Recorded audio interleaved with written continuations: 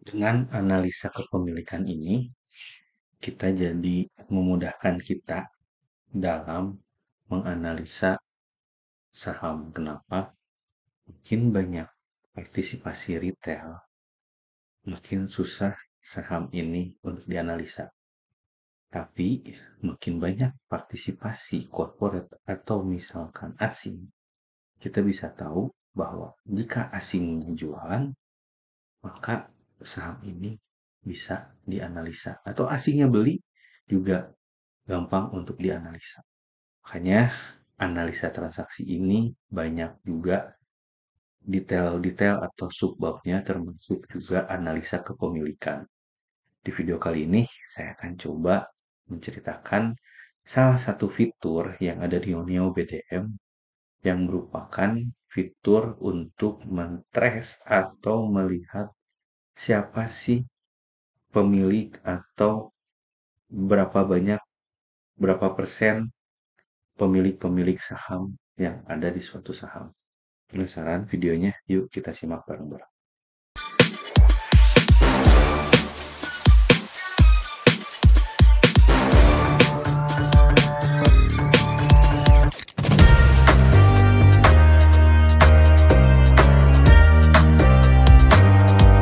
Oke, teman-teman, ketemu lagi bersama saya Dian Akbar. Dimana kali ini saya akan coba sedikit men-share salah satu menu yang ada di Neo BDM. Jadi di Neo BDM ini kita bisa menganalisa menggunakan analisa transaksi. Jadi selain analisa fundamental, analisa teknikal, kita juga bisa menganalisa transaksi. Salah satu analisa transaksi juga, salah satu fitur yang ada di Neo BDM merupakan analisa kepemilikan.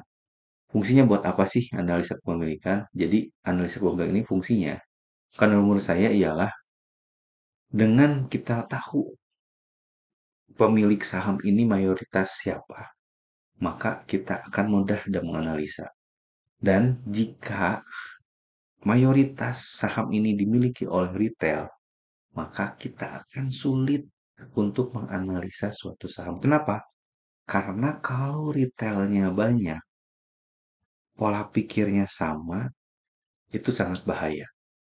Tapi kalau misalkan bukan retailnya yang mempunyai saham itu atau sebagian saham itu yang dipunyai, maka kita akan mudah menganalisanya. Seperti apa? Ini kita lihat contohnya saham BBRI.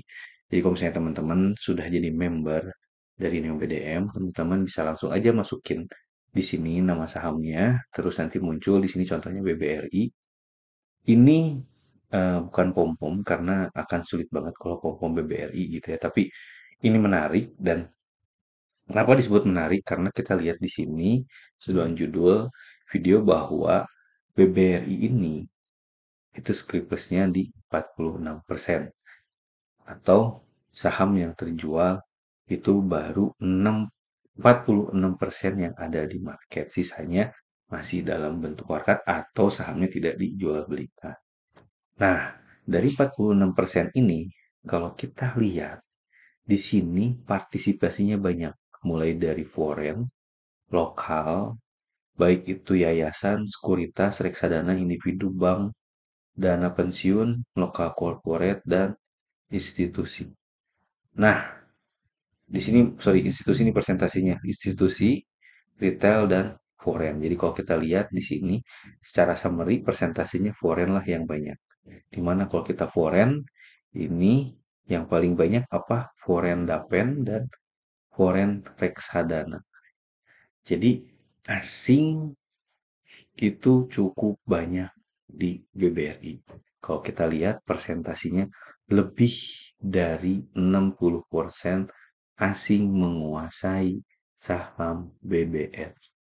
Dan retailnya atau individunya itu hanya 15%. Sisanya apa? Sisanya tim BBRI-nya sendiri.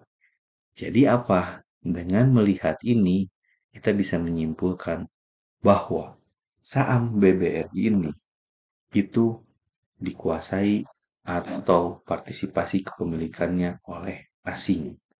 Jadi, kalau kita lihat di sini, asinglah yang mengkontribusi si BBR ini bisa naik atau turun.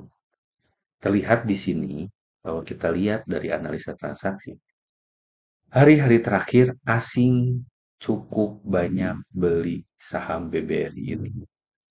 Dan dalam 2 hari terakhir saham ini melonjak naik. Tapi saham ini tidak sampai menembus di 4.400 atau bertahan di 4.200 dan 300. Menarikkah untuk dipantau? Menurut saya menarik. Kenapa? Karena di saham partisipasi asingnya cukup banyak dan ada asing yang membeli cukup banyak pula.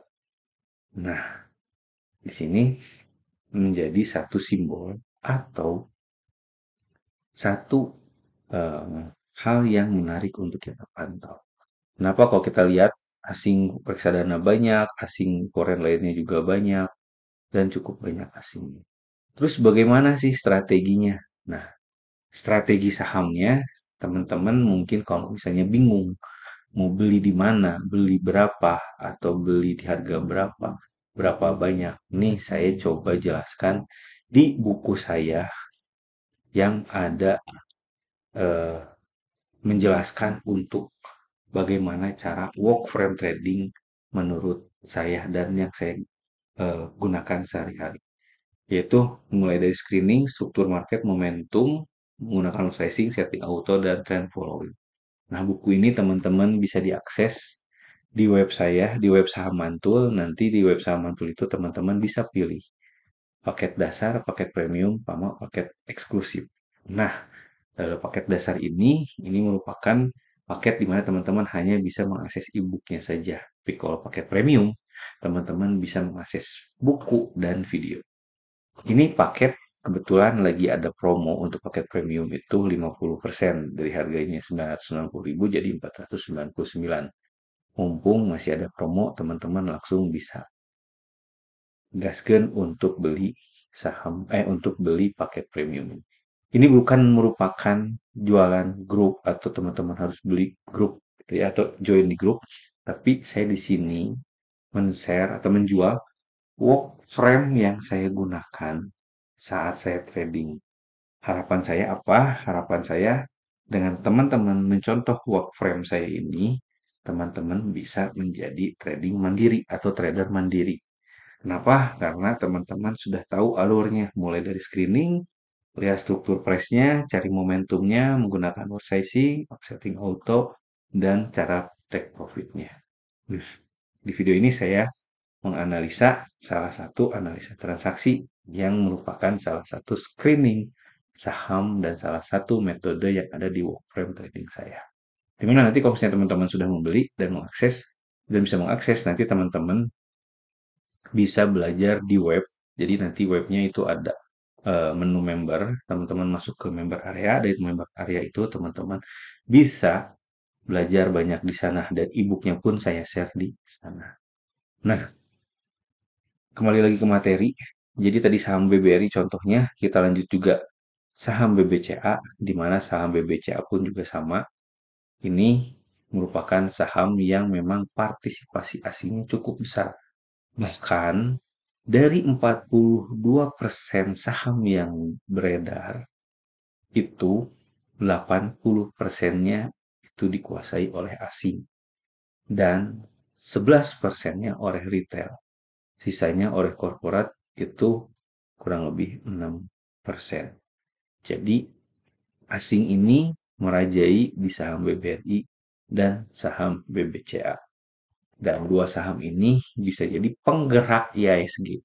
Jadi ketika asing nggak ada, asing pergi, saham itu turun dan IHSG pun juga ikut turun. Nah, di sini salah satu menu ini saya sering saya gunakan juga.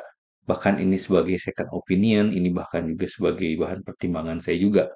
Kapan saya mau beli, kapan saya mau jual gitu. Jadi kalau misalnya terlihat di sini, ini foreign dan foreignnya mulai buyback, di sini ada juga buyback, tapi tidak sebesar BBRI. Tidak sebesar BBRI. Salah satu lagi saham yang banyak foreignnya itu adalah Antam, di mana ketika foreignnya beli, sahamnya pun juga naik. Tapi di sini terlihat foreign dan institusi saling tukar menukar. Makanya di sini disebut asing institusi closing barang. Jadi supaya kelihatan bahwa asing yang menggerakkan si saham tersebut. Itu aja mungkin video kali ini tidak berlama-lama. Kalau teman-teman sudah dapat bukunya, teman-teman mungkin nanti bisa juga mengeksplor menu-menu yang di Neo BDM termasuk menu screeningnya, di mana di buku itu juga saya share juga bagaimana setting screening di Neo BDM supaya teman-teman mudah screening. Oke, itu aja. Semoga analisa kepemilikan ini bisa membantu teman-teman atau memudahkan teman-teman dalam menganalisa saham. Saya harapannya teman-teman bisa jadi trader yang mandiri, tidak ikut-ikutan dari grup, teman-teman bisa menganalisa sendiri, teman-teman bisa mencek sendiri, dan teman-teman bisa mengambil keputusan sendiri. Kapan kita beli, apa yang kita beli, kapan kita jual, kenapa kita jual, kenapa kita beli.